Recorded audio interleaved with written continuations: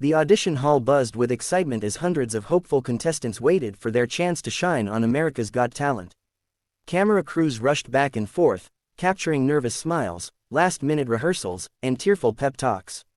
In the middle of all the chaos, a quiet 17-year-old girl slipped through the crowd unnoticed. She wore an oversized gray hoodie, the hood pulled low over her face, and clutched a worn backpack to her chest. Her name was Arya, though nobody knew that yet. As she approached the registration table, the production assistant barely glanced up. "Name?" he asked mechanically. Arya hesitated, her heartbeat quickening. She had promised herself she would keep her identity secret. No fame, no shortcuts, no expectations. Just her voice. But something inside her pushed her forward. "Arya Jackson," she whispered. The assistant froze. He lifted his head slowly, eyes widening as if he misheard. "Jackson, as in?" Arya nodded shyly, her fingers nervously gripping the strap of her backpack. "Yes, Michael Jackson was my father." Within seconds, whispers spread through the crew like wildfire. People peeked around corners, sound technicians exchanged stunned looks, and even the camera operators turned their lenses toward the quiet girl who had just dropped a bombshell. Yet Arya wasn't smiling. If anything, she looked more nervous than before, afraid she had already made a mistake. When she finally stepped onto the stage, the judges were adjusting their papers, unaware of the storm about to hit them. Simon Cowell looked up first, studying the girl with his usual skeptical expression. "What's your name?" he asked. Arya swallowed hard. "Arya Jackson." A ripple went through the audience. Simon leaned forward, eyebrows raised. "Are you saying Michael Jackson was your father?" Arya nodded again, her voice trembling. "Yes.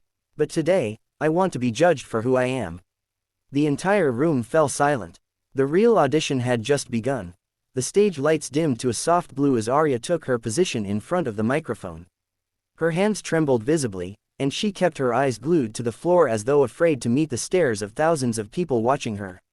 Even though she carried the most famous last name in music history, this was the first time she was standing on a stage alone, without dancers, without costumes, without her father's shadow. Just her voice. The judges leaned in slightly.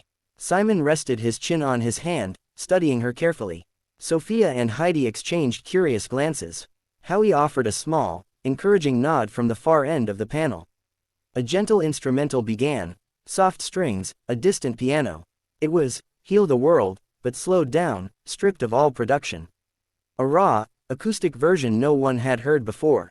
Arya inhaled shakily, closed her eyes, and released her first note.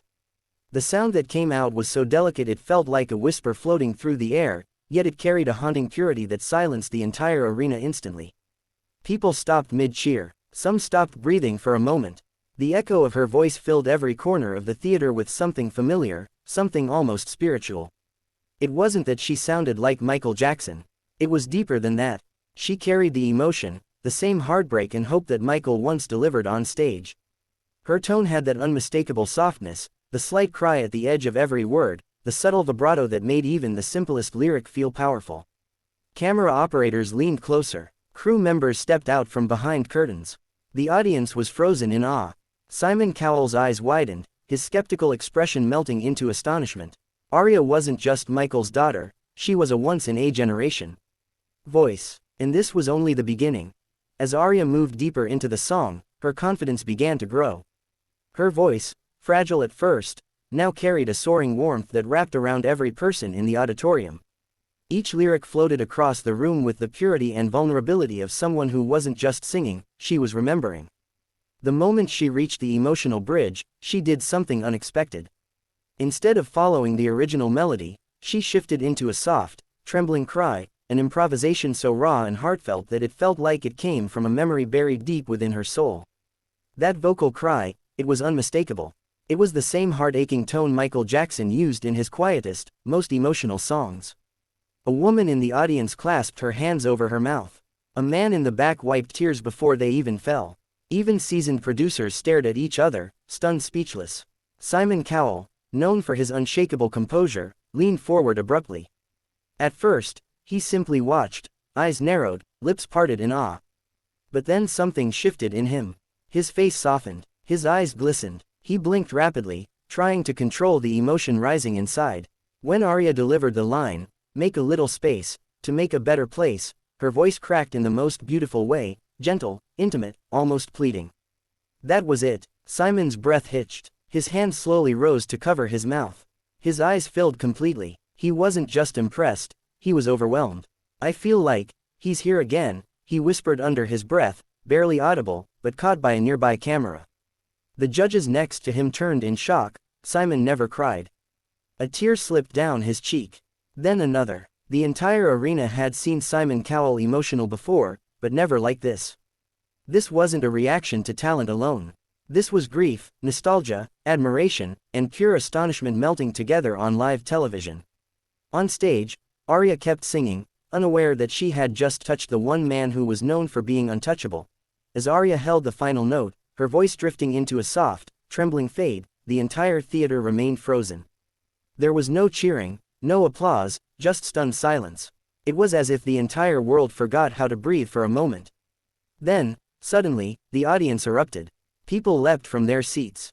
Some screamed, others were crying openly. Many clapped with both hands raised high, overwhelmed by the magnitude of what they had just witnessed. Sofia Vergara wiped tears from beneath her eyes. Heidi Klum pressed her hands to her heart, visibly shaking. Howie Mandel stood up, staring at Arya with wide, disbelieving eyes. That was unreal, he whispered. But all eyes shifted to Simon Cowell. He was still sitting, staring down at the desk, hands clasped together as he processed everything. His face was red, his eyes glassy, and his chest rose and fell with heavy breaths. The crowd quieted again, waiting for his reaction. Slowly, Simon stood. The room fell silent once more. He looked at Arya with a softness no one had ever seen in him. His voice cracked slightly as he spoke. You didn't just honor your father tonight, he said. You reminded the world of the love and hope he stood for. But more importantly, you showed us who you are. The audience erupted into emotional applause. Simon stepped away from the judges' table and walked toward the golden buzzer. The cameras followed him, capturing every step. Arya's eyes widened. She began shaking, hands covering her mouth. Simon placed his hand on the golden buzzer and paused, looking straight at her. You're not just Michael Jackson's daughter, he said. You are a superstar in your own right.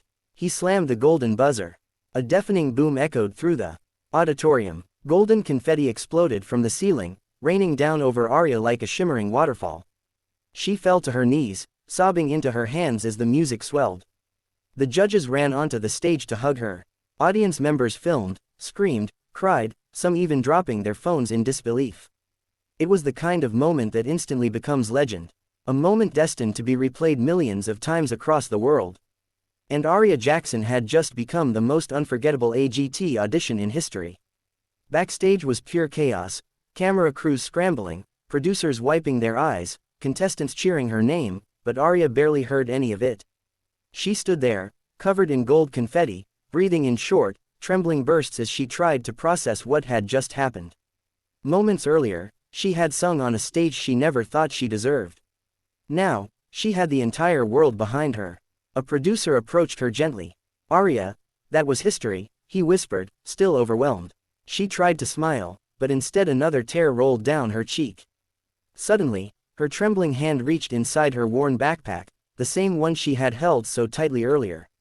She pulled out a small, folded piece of paper, its edges soft from years of being opened and refolded. The paper was yellowed with age, the ink slightly faded. The producer noticed. What's that? He asked softly, sensing it wasn't ordinary. Arya held the letter close to her chest for a moment before answering. It's from my dad. He wrote it a few weeks before he passed. Her voice wavered with a mix of love and sorrow. She slowly unfolded it. The backstage camera zoomed in, capturing her hands shaking as she revealed the handwritten message. At the top, written in Michael Jackson's unmistakable script, were the words. To my Arya, one day, the world will hear your voice. Don't hide it, share your light. The room froze. Producers who had seen thousands of talented people come and go were wiping tears from their eyes. Crew members stood silently, hands over their hearts. One of the staff whispered, "This is like he knew." Arya's tears fell onto the paper, but she smiled through them. "I kept this with me every day," she whispered. "I was too scared to follow his words, until today."